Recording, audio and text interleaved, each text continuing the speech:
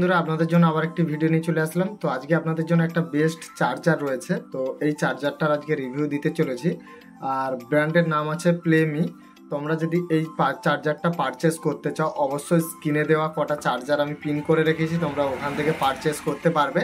আর কি কি বেনিফিট আছে আমি সেটা বলে দিচ্ছি। তোমরা ওয়ারেন্টি পেয়ে যাবে 365 দিন ওয়ারেন্টি, মানে গ্যারেন্টি।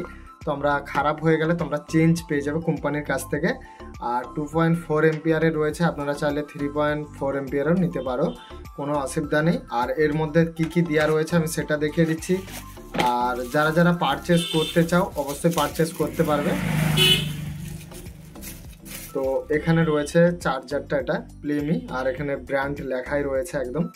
আর এখানে একটা সিঙ্গেল পোর্ট রয়েছে, ডবল পোর্ট নেই। আর এর মধ্যে কিন্তু ডেটা কেবিলও দেওয়া রয়েছে। আর ডেটা কেবিল প্যাকেটের মধ্যে রয়েছে, তোমাদেরকে দেখিয়ে দিচ্ছি।